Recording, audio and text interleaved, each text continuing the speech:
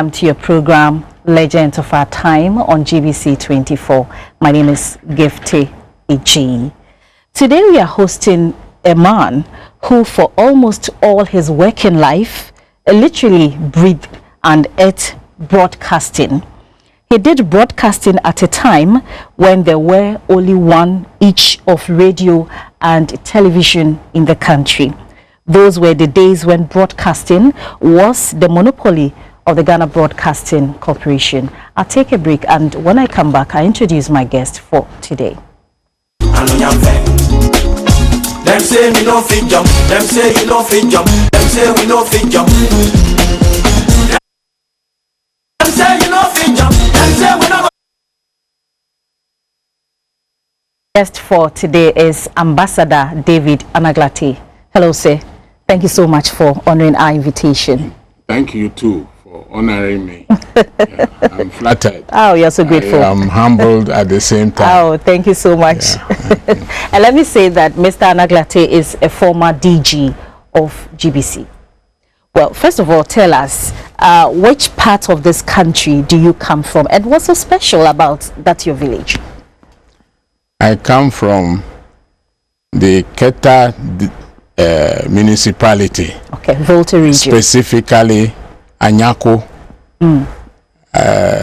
The special thing about Anyako is that it is surrounded by the big Keta Avu Lagoon. Wow.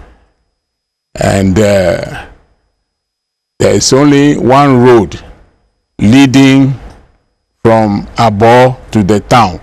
You get out and in by that road. Otherwise, you go by canoe to Keta, to the surrounding towns.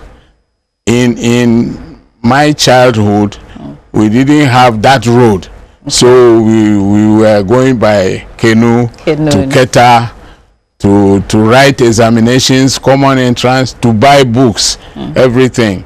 There's a big market at Keta where our mothers used to sell fish. You know, our water, our lagoon produces a lot of fish. The type of fish similar to the tilapia, but a smaller version of tilapia. Okay. And our women will fry this or smoke it and send it to the areas of the country which did not have fish, like the mid-Volta areas, because that time they didn't have the Volta Dam to give them the part of the Volta River at Kpandu. So in fact, all the fish they consume come from our areas, the coastal areas of Ghana. That's interesting. Thanks so much. Now, tell us about your family. Who are your parents, your siblings? Yeah. My father, Godwill Kwawu, was a Kente weaver. Okay. And he traded in. He didn't weave himself. He would just put the yarns together and give it to people to weave. They have that contraption called agbachi. People weave in for him in Ebe, and then he will then have it sewn by a tailor, and he will take it to Accra, especially for sale on credit to workers, and then he will be going to collect the payment in installments. And on one or two occasions, I would go with him to Accra. I'll come to Accra with him, and then I will be the clerk.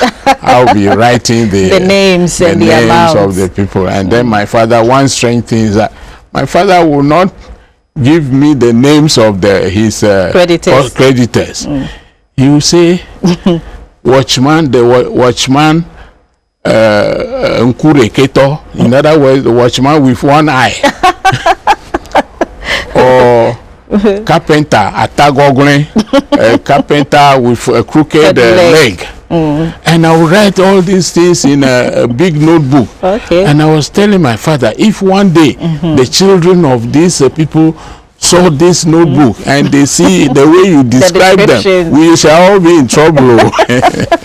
That's interesting. So who are your siblings? My siblings, as is the practice, my father had about 3 or 4 women. Okay. My mother was the first, and we were 7. Okay. From all 3 women. Others, we were 7 children.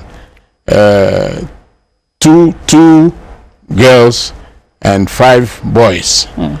And then he had other wives, as I said. One produced only women, 3. Okay. Another one produced 1 girl. Another one produced 1 boy. Okay, so those are my siblings. Yeah. Okay. So how was it like, growing up with your siblings? What kind of family did you come from? Were you rich? Were you poor? What kind of family? No. Kente weaving didn't make my father rich. But somehow, sister, in our area, we were regarded as rich because my father built a concrete house, cement house at the time. So we were regarded as rich. Apparently, he was liberal, giving loans or gifts to the cousins, aunties for trading. Okay. So we were regarded as rich, but I didn't see the money at all. I didn't see because in school, in the secondary school, and in the university, attended briefly Kumasi College of Technology. But what was your where did you start your basic education? I started in 1943. I was born in 1935. Okay. So I started school in 43, about say 7 or 8 years, and went on to standard 7. Okay. That is 10 years, 10 years of schooling at the hometown.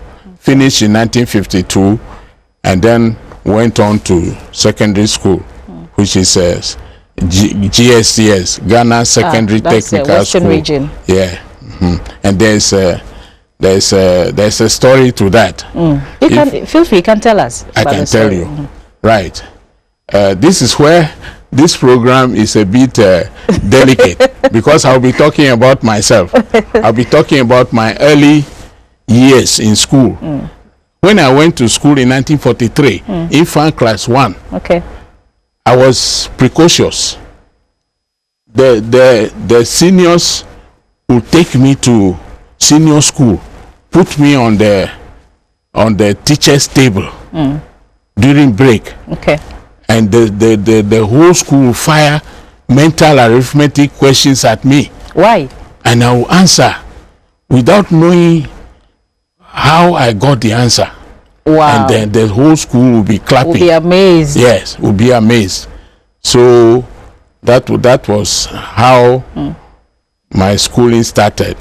So from GSTS, where did you go? From GSTS, I went to Kumasi College of Technology, as it was then called. Okay. It is the present Kwame Nkrumah University of Science and Technology. Okay. I went supposed to do engineering because the GSTS was a school meant to train engineer to do the basic that will lead you to do an engineering course. So because that is mainly mathematics, additional mathematics, physics, chemistry, biology, and then woodwork.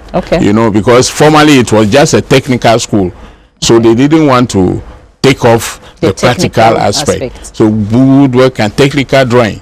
So I had my school record, apparently because of my early talent in mathematics.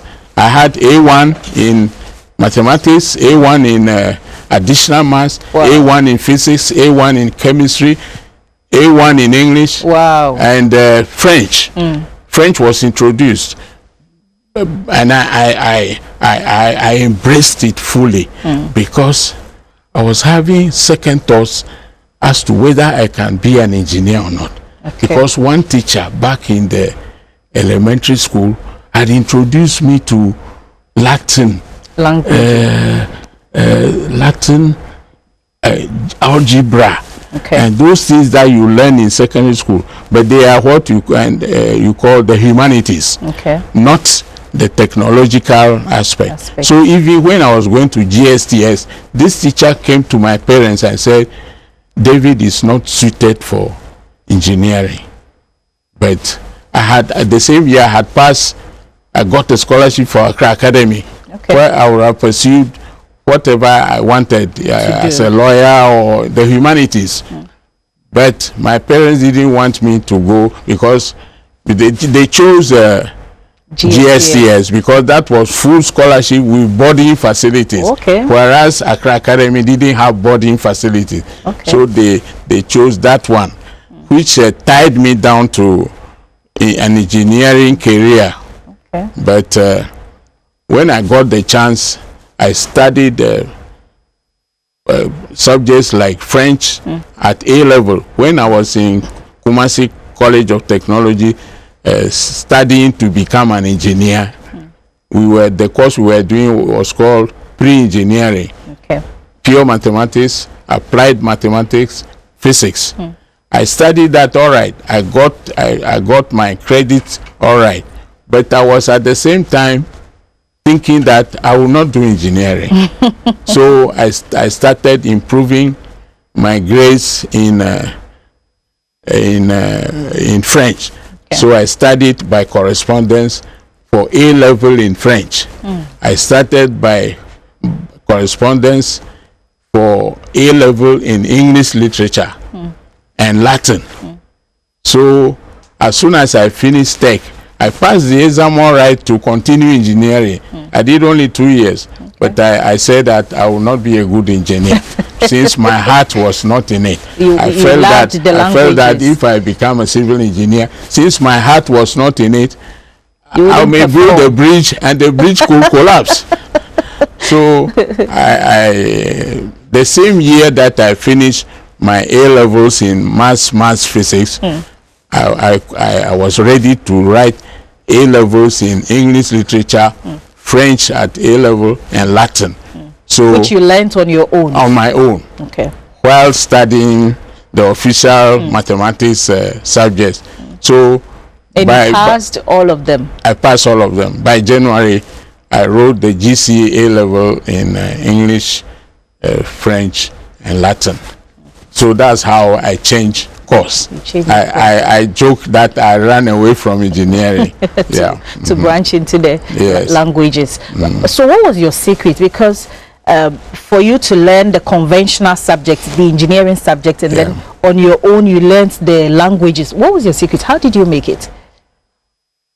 Well, I just love languages. Okay. And I think I should give credit to one of my teachers at GSTS.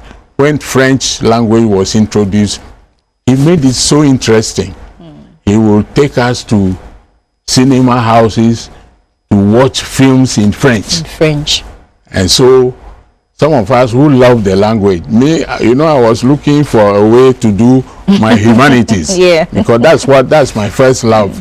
So I embraced the language, and in the GSES they were calling me French master, French master, and English comes naturally to me. I think I read a lot. That's the secret I can sell to my fellow young people. Reading makes us the man. Reading. I was library prefect at GSES, so. People were saying that me, I was reading all the books in the library. That's interesting. So after university, GBC was your first port of... No, at Kumasi College of Technology, I first went to Daily Graphic as a journalist. That very 59, when I finished the subjects at Kumasi, I was employed at GBC as a graphic, as a daily graphic. Okay.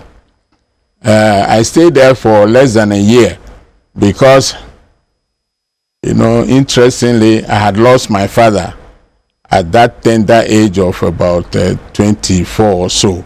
And I was already married, you know. I was precocious in everything. I was already married with a child. Okay. And I wanted to read for a degree by correspondence. Okay. Because from which institution? By the Wolsey Hall. That was what the two popular correspondence courses in our time, Wolsey Hall and Rapid Results. So because I wanted to do that without going into an institution, I went to teach at Pando Bishop Herman College, to be in an academic atmosphere. That was after Daily Graphic? After Daily Graphic. Okay. So that I could be in an academic atmosphere, have a little more time after classes to read for a BA in English. So that was why I went to Pando Secondary School. And there the headmaster gave me all the subjects to teach because he saw my grades and he wanted to exploit me, you know. So he gave me French, English literature, mathematics, additional mathematics, everything. So I was doing that when in early 61 I saw Daily Graphic and I saw an advert by GBC wanting assistant editors. Okay. My salary as a teacher was a mere 20 pounds. Okay. Because and even that one was because I was being paid £4 allowance for teaching French. Okay. Yeah, Nkrumah wanted many people to learn French, so he made that special allowance for 6th form people who were teaching French in secondary school. So otherwise, my basic pay was £16, but GBC assistant editor was going to be about £40. Wow! You know, so that was big money at the time. I answered the advert. We came and wrote examination in Accra, 1961. About 200 people, 6 formers, people who had done A-level. Okay. And 3 of us were selected, and we were employed as civil servants, assistant editors in the radio newsroom. Yeah. And as assistant editors, what was your role? I mean, what kind of duties were you assigned to? We were like the editors on duty. We were like to head the shifts. Okay. We had 3 shifts. One, you start at 5 a.m. to 2 p.m. If you are that's the morning shift. The morning shift. Okay. Then there was an afternoon shift, 2 p.m. to 11 p.m. 11 p.m. Then one team was off. So as the afternoon team goes off, those who were resting will come in, and the morning team will become afternoon team. Okay, that's fine.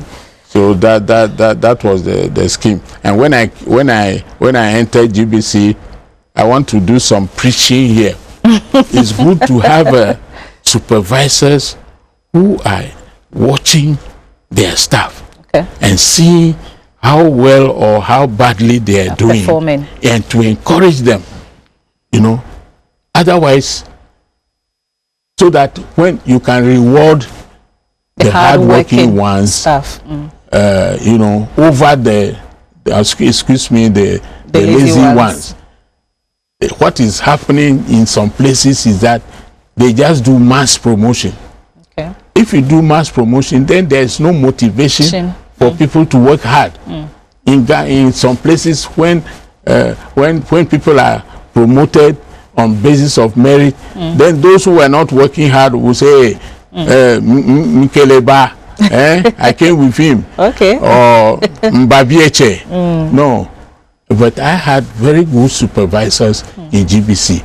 The then Director of News and Current Affairs, Mr. Jololo, was very interested to notice people who were hardworking and could write news the way they wanted. So within 2 weeks, I was made the shift leader. Wow. And in any case, I had a motivation. I needed money. I needed money. And in the and it came with extra money. So within a year, I was promoted. And within 2 years, I was promoted again to senior editor. Okay. Yeah. I know you became the director for news and current affairs. Yes. For both radio and television. Yes. You know what? Yes. We'll take a quick break. When we come back, we'll continue. Anyway, you're still watching Legends of Our Time on GBC 24. We'll take a quick break, and when we come back, we'll still continue the conversation with Ambassador Anaglate. Please stay.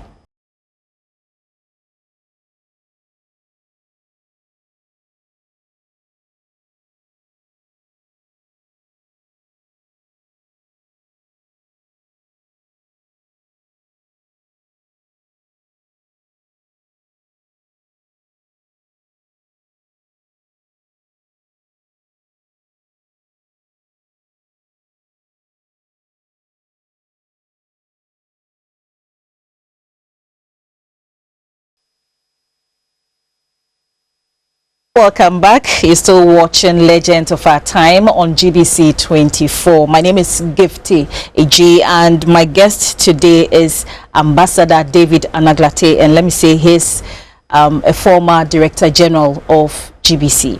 Mr. Anaglate, before we went for the break, you know, I learned you became the Director for News and Current Affairs for both radio and TV. And what was the revolution time? Yes, that was revolution time. Share with us your experience. That was 1982, March. Yes, I was appointed. I was already editor-in-chief, but the director position was higher. I was appointed by the revolution. And news and current affairs is my life. I started right from GSTS. They tell story that when we were in the dining hall at before 1 o'clock, I would rush to the dormitory and start listening to. Those days we were using radio box, radio rediffusion box, not wireless, but radio box. So I would hug the radio to myself as if I didn't want anybody else to listen. So my friends were teasing me about that. Yes. So that appointment, I hear many of my friends are in the armed forces. So they were saying, they were not surprised from looking at what I was doing at GSCS. They were not surprised that I've been given the job of Director of News and Current Affairs. Yes. And who gave you that position? It was the PNDC. It was the PNDC, and yes. There was a lot of control. You are required to promote the revolution. And I did that, but it was also a risky period, because if the revolution leaders hear something on radio and TV that they don't like, they could dismiss you by a stroke of a pen. So did you encounter a situation like that, where a story went and you were called and you had to defend yourself and all that? No, thankfully, not as Director of News and Current Affairs. Although I came near to getting that kind of trouble. There was a time when the PDCs, People's Defense Committees, went on a rampage to the Supreme Court because they didn't like some decisions of the Supreme Court. They went to demonstrate against the judges.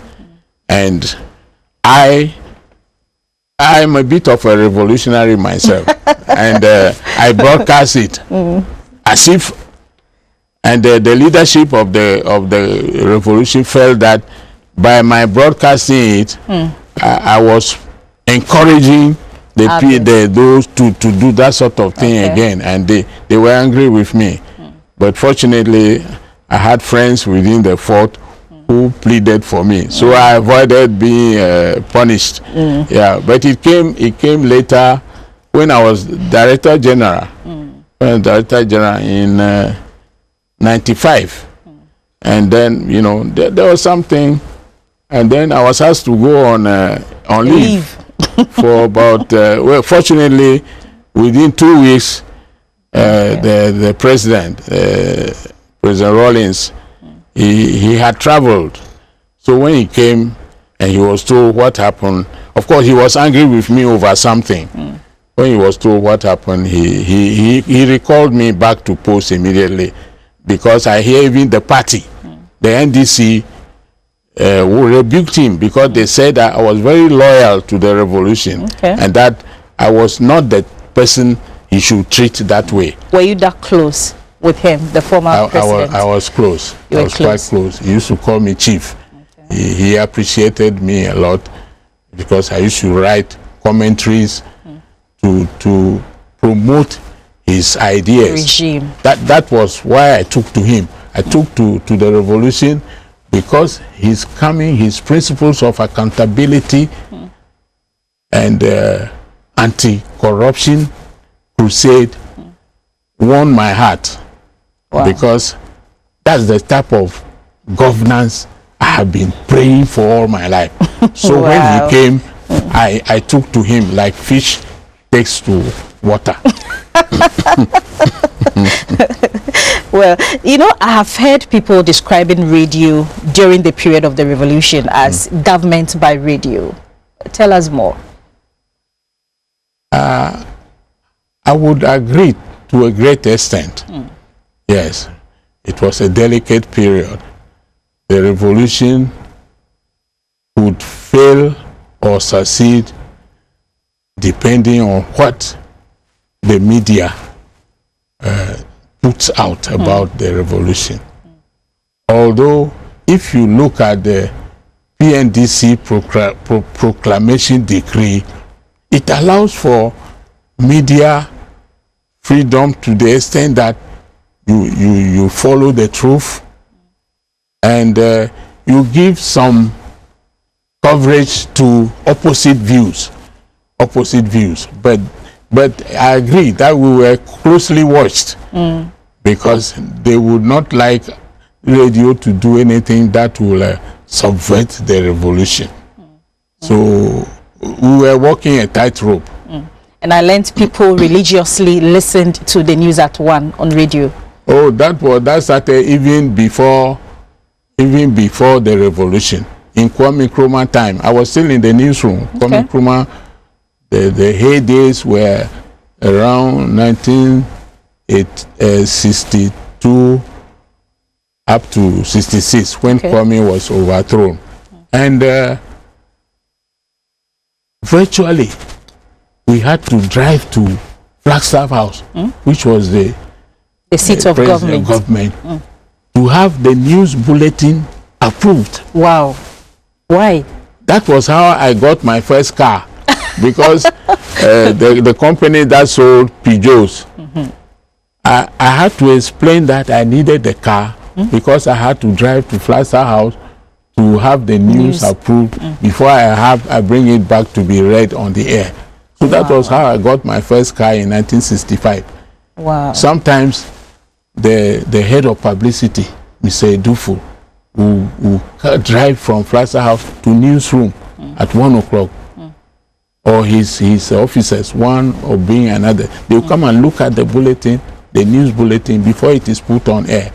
And people wanted to watch or listen to the 1 o'clock news because that was the time used to dismiss people and appoint people.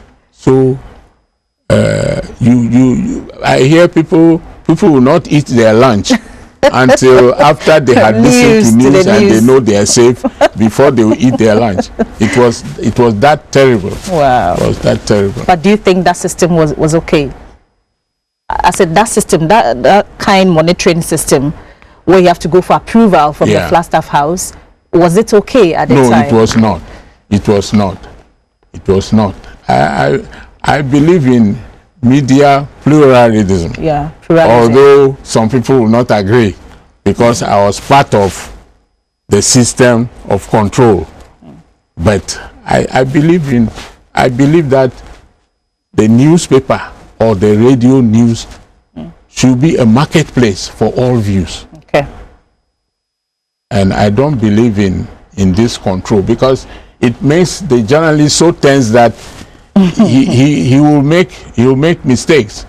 And how can you work in a place when by a stroke of a pen you can be dismissed? That was how bad it was in those days. And I'm glad it's over. Again, during the revolution era, why did GBC appear to be that trophy that anybody who wanted to overthrow the government had to win? Yes. Well, the security men can best answer this question. But the thing is that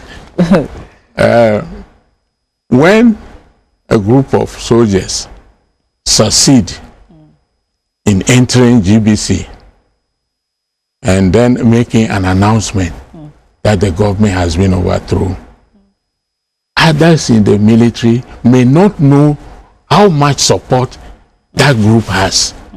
So they will just acquiesce or be silent, because if you try to oppose, you don't know what your fate. You assume once the people have made the announcement that they have a lot of support force behind them, so people keep quiet.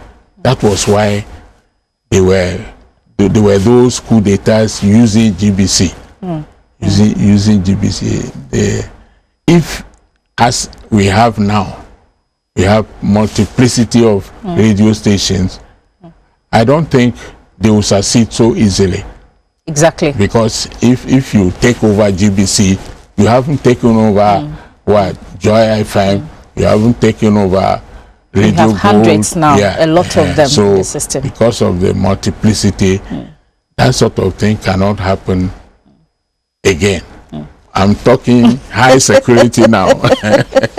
So how was it, working under this kind of system during that era, the revolution, as the editor, the director for news and television, current affairs? How was it like, on a daily basis when it comes to work? Yeah, okay. Me, speaking for myself, because I love the Rawlings Revolution, I was excited working in it. Okay. When Rawlings comes here, surrounded by soldiers with bayonets and so on, coming to make a broadcast, I'll be with him. I'll be among them, because as soon as he finishes delivering his speech, I have to make sure that a summary is prepared to go on the next television news or the next radio news.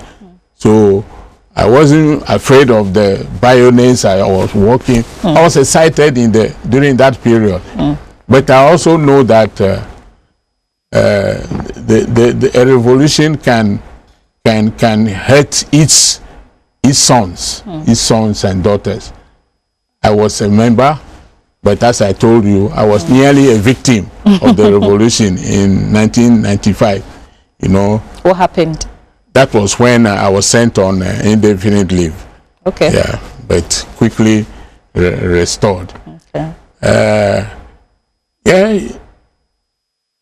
It takes your love for the type of government going on to work for that government. Okay. If you don't agree with them, you will not be happy. I happen to like the principles of The PNDC. PNDC, and so I enjoyed working for them because of the emphasis on checking Kalabule and all those things. I love the atmosphere. But let me tell you one short episode. I was editor-in-chief, and I prepared news one day. That was 13 January 1972. That was a champion coup d'etat, 13 January. I prepared the news in the radio newsroom. 7 o'clock, the reader was Daniel Ajay. He came to collect it as usual, read through, and then 10 minutes to 7, he walked down. The studio was down there, and he went. Then at 7 o'clock, I and my staff were listening to monitor. Yeah. At 7 o'clock, no news. No news. Why? So, as editor on duty, I walked down to the studio. As I was about 20 feet from the studio, I heard the shout, "Halt! Hands up!" Sorry. So I put my hands up and they say, "Walk down." So I walked slowly. I saw some gentlemen in mufti. Okay. They weren't in uniform by the studio door. When I reached them, they say, "Who are you?" I responded, "What do you want?" I said, "I am the editor on duty. I wrote the news which Daniel Ajay has come to read. The news is not coming on the air. That's why I came to check out." So they asked me to sit down, and they pointed to the studio, a glass window, and Daniel Ajay was sitting there, and a certain gentleman was sitting with him. That was General Kutu Achampon. He had come to announce that he was taking over the government. Wow. Within a few seconds, General Achampon made the announcement that the armed forces have taken over. After that, we were asked to go. And that day, I was on holiday because there was no, they were just simply repeating General Champon's statement almost the whole day. So, so there you are. I came close because as I was asked to walk down, the guns were on me. Yeah, you know, so anything could happen. You know, so that's how dangerous these situations are, and the less we have them, the better. That was why President Rawlings said that his revolution was a revolution to end all revolutions. And I'm glad that since then we haven't had this kind of thing anymore. So it's really bad. That's fine. You also became the Deputy Director General in 1989. Yes. Share with us your experience. Yes. I had done about 7 years as Director of News and Current Affairs. And but I was in charge of news and current affairs only. By that promotion to Deputy Director General in charge of all programs, news and current affairs, it means that I was in charge of all content. Okay. Everything that is heard on the air has to pass through. I have to have my approval. Okay. Well, of course, that's impossible because people are talking all the time. I mean, I am doing this program for you. I mean, nobody knows what I will be saying next in the next moment. But we had to find a way for people to do the things in a professional way. Okay. And we used to meet once a week with all the producers, the directors, the editors, and set broad guidelines, advice, counseling. And we had training schools. Okay. We had training schools, program training, engineering training, and they saw to it that GBC was professional. We had to listen for the political voice. Okay. And follow it. Unfortunately, that was it. But that was only until 1992, when the Constitution was promulgated. Then, according to Article 162, you had to give fair coverage to all views. Yeah. So that was the beginning of the liberal system, journalism. Okay. Yeah. And finally, yeah, in my work as director of news, what I would say is that I try to change the content of news. There was too much officialese in news. What do you mean by that? By reporting only official news, in reporting only what government is doing. Said, the DCE said. Yeah. Okay. But my target was to make news reflect society. Okay. So we made a target. In all that I did, I want to make this point. I did it with friends and people, colleagues who supported me. I want to make that point. Okay. I don't want to be using the personal pronoun I. No, I did it with people who bought into my vision and assisted me. Yeah, and so we form at the editorial meeting every morning, attended by news, TV news, and radio news. We make sure that people will. As you are coming from house to the office, whatever you see, if there is fire somewhere, if there is an accident, whatever that should be content of news. You can stop and take notes and report. So we invited views from all the journalists. What is happening in your area, so that you can be asked to go and cover it. So we stopped just covering government news, and we stopped giving space to a lot of speeches, especially by ministers and so on. You know, those days the news bulletins were full of the minister said, the minister said, and I said, no, you don't have to go to School of Journalism to come and write the minister said. You should be able, if you go to a function, look at the totality. If they are opening a bridge, how much does a bridge cost? How long is it projected to last? And then give one or two sentences to the minister who comes to open it. But don't just go and collect a prepared speech and then come and summarize that. No, that's lazy journalism. And we try to improve content in that direction. That's interesting. So finally you became the DG in 1992. Yeah. What were some of the policies that you brought on board, you know, to kind of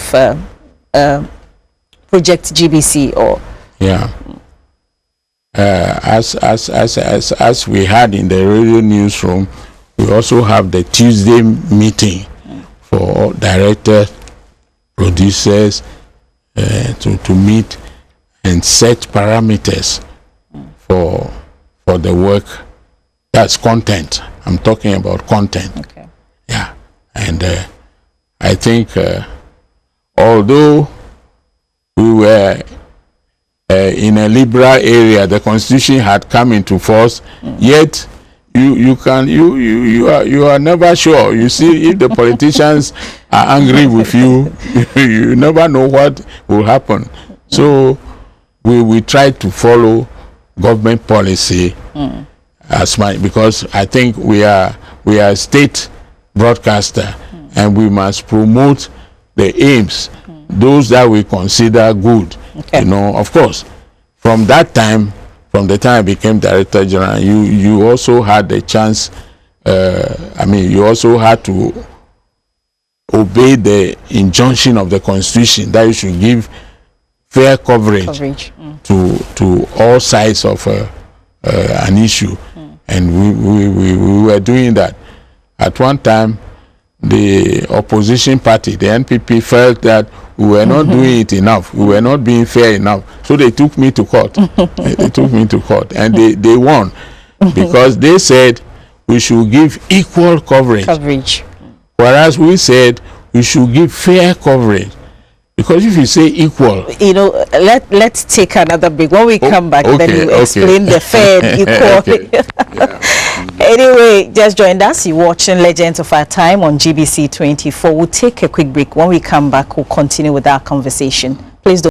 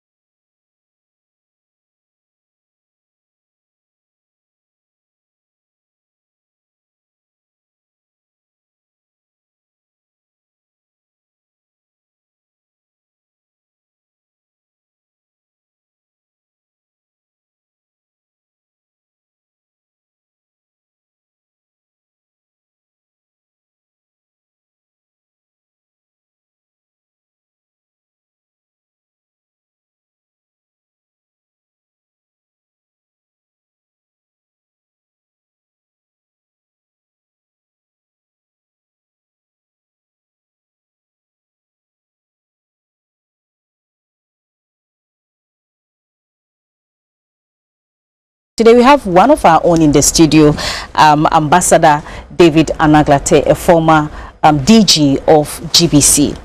Now, so before we went for the break, you were telling us about the MPP issue, the court case, GBC and the MPP considering a coverage, and there was an issue of equal coverage and then fair coverage.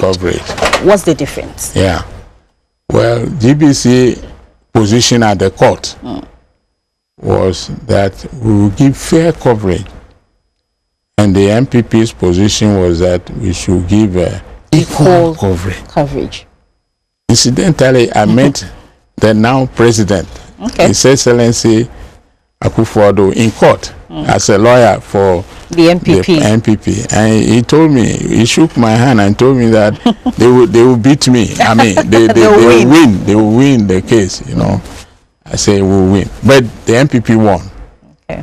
But I disagree, because you cannot give equal coverage. Am I to use a slide rule and say I've given 20 lines of or 1 minute space, or 1 minute to NDC, so NDC 1 minute for give? NPP. Supposing NPP is very vibrant, active, calling press conferences, very active, and NDC or the CPP, the other parties are doing nothing. They are lazy. Or what we even call newsworthy. Yeah, or they are not doing anything newsworthy. Am I to bring them in simply because I want equality? Representation. It cannot be equality. Today, NDC or this may have space in your bulletins. Tomorrow, if they are not doing anything, NPP will have the space. So, and I know many other people agreed with me. If it's a mistake I made that mistake in good company. A man like Mr. Kofi Bedu, I don't know if you know him. He was editor of the Evening News or something in those days, and chairman of the Press Commission. The Press Commission was later superseded by the Media Commission. And incidentally, I was a member of the Press Commission, and also later a member of the National Media Commission representing President Rawlings. He said, no, you can't have equal coverage. You so long as you are seen to be fair. But well, okay, the MPP won, so we have to. So finally you became Ghana's ambassador to Togo. Yeah, but I just want to say a few things I have done, as you asked, in GBC. I built the clinic you have outside the gate. I built it. Using one staff bank or senior staff bungalow. But now it has expanded and it is being used by the people in the area, Kanda, Nima, and so on. I built the clubhouse into what it is today, especially a few years back. Social functions, many things were taking place there. Now, because of security considerations, since the president are living in a plaster house just next door, it is not being used as it was some years ago. But I built it. First, it was just a canteen, but I built it into what it is today with swimming. I couldn't complete the swimming pool with tennis court and things like that. Okay. Yeah, okay. And I think that it was a good effort. I hope that some of you will say thank you to me. I didn't use my money, but I made sure I would drive from you had GBC. The vision. Yeah, I would drive from GBC to the clubhouse when the construction was going on. To supervise. And then when the workers saw me, then they would run. They would run to take their tools. They were playing lotto or something. Yeah. Yeah. And then I bought when I say I mean, of course, you were the leader at the time. And with friends, great friends who bought into my vision. People like J. Solomon, an engineer, he's alive, very good friend. People like KK Bedwadu, Amachi engineers.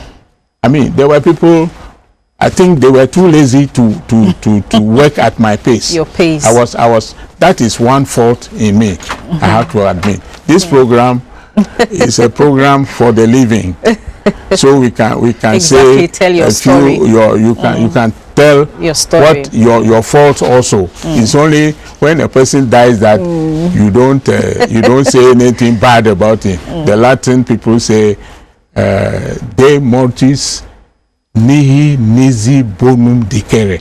Which say nothing bad about the dead. But I'm alive, so you can say. Or to critique yourself. You can look at the positive me. and the negative. That's fine.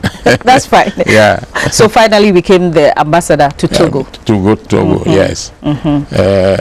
90. I was appointed 95, but agreement and other things have to be signed.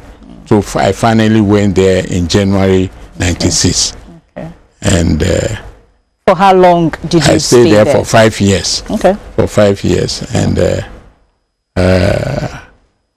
I believe that I helped to improve relations between Ghana and Togo.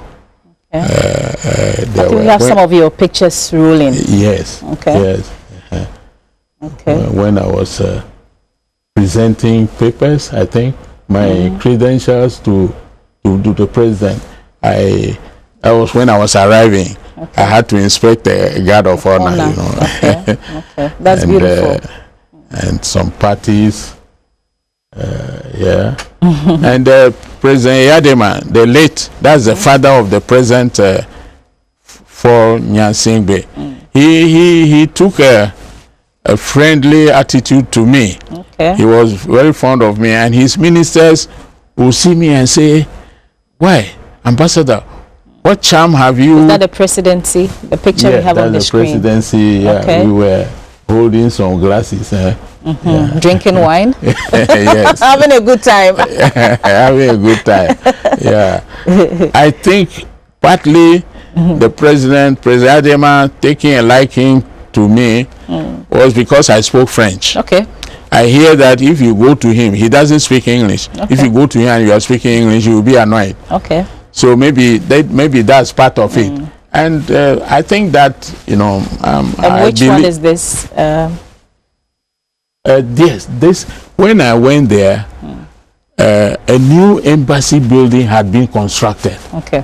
Before I went there, and this was 6 March, 1996, the year I went there. Okay. And this was Ibn Chambers, the then Deputy Minister of Foreign Affairs, who came to Togo from Accra. That's the one in the middle. That's the one in the middle for the opening of the new embassy building. Okay. Yeah, okay. That was the function. That's great. That's great. So being as a media pundit, let's do a quick diagnosis of the media today. What will be your initial comment of the media we have today, of the current media? And of course, you can also roll in GBC. Yeah, the media is quite vibrant. Okay. It's vibrant. But you can see that many of the media houses, especially the newspapers and the FM stations, they have their own biases. I mean, there are some who will not say anything critical of the government. There are some who will always rejoice in publishing negative news about the opposition. So we have that. But as I said, I always say that the media should be a marketplace of all views. But at the same time, I had advocated in the past that we should try, even if you are an opposition newspaper or pro-government newspaper, say what good the other side is doing, then you can criticize. You should tell a balanced story. Balance it. Okay.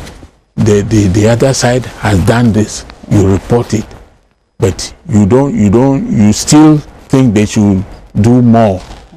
You say so, but not to be just one way. Otherwise, then it's just like before, which means that if you had a chance, you will even suppress the other view altogether. Thank you so much for coming. Indeed, you are a hero, and we are so proud of you. We say thank you. Thank you too. Thank you so much for coming. Yeah. Anyway, this is how we wrap up on today's edition of Legends of Our Time on GBC 24. My guest today has been one of our own, a former DG, Ambassador David Anaglate. My name is Gifty AJ. Thank you so much for watching. We'll come your way same time next week. Until then, bye for now.